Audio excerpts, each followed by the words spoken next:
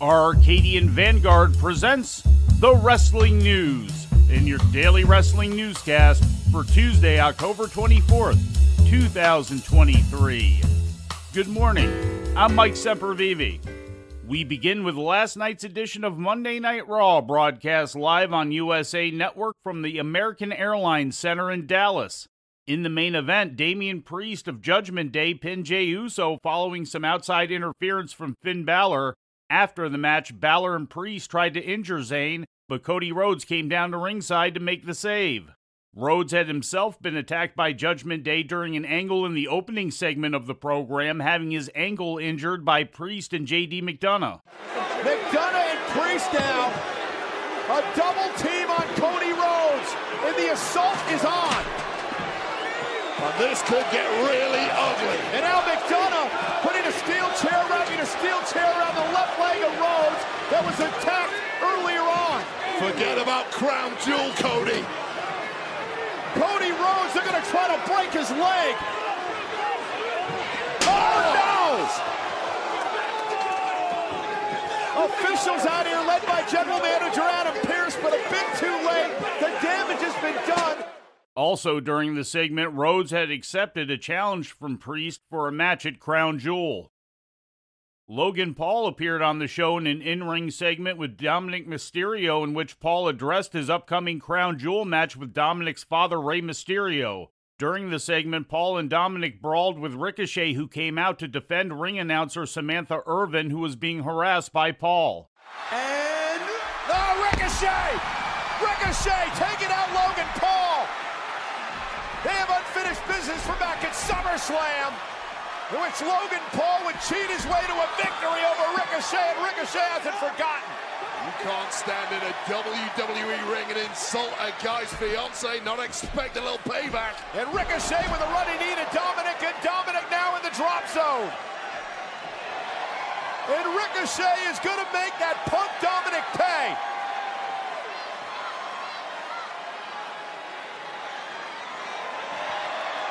And Logan Paul pulling Dominic out of harm's way. Talk about two peas in a pod.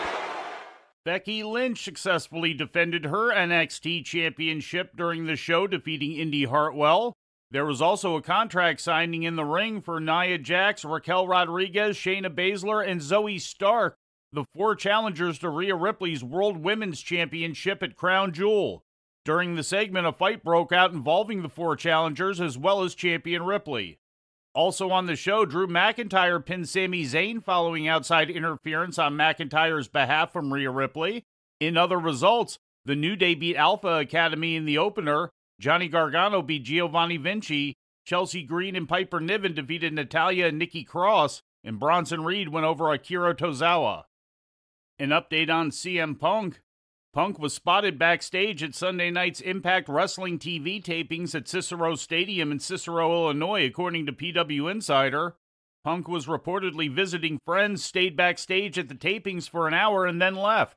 It was noted that he was not backstage at Impact's Bound for Glory in the same building the night before. This was Punk's first sighting at a wrestling event since being let go by AEW last month. In ratings news, last Friday night's SmackDown drew a total audience of 2.253 million viewers to the USA Network, down 7% from the previous week's 2.417 million viewers, according to WrestleNomics.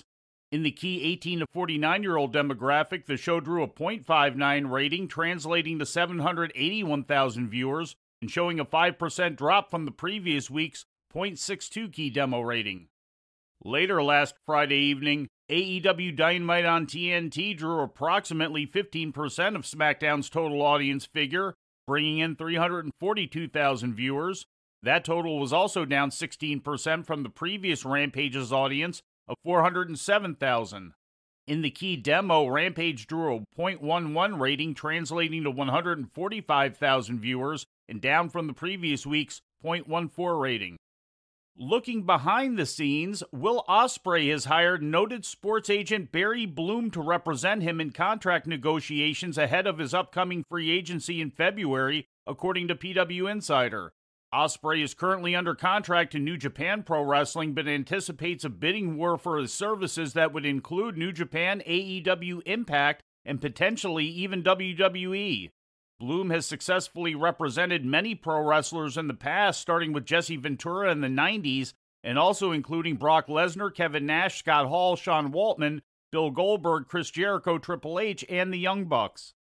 In legal news, Teddy Hart, real name Edward Annis, is scheduled for a December 14th hearing in Titusville, Florida, according to a report from PW Insider.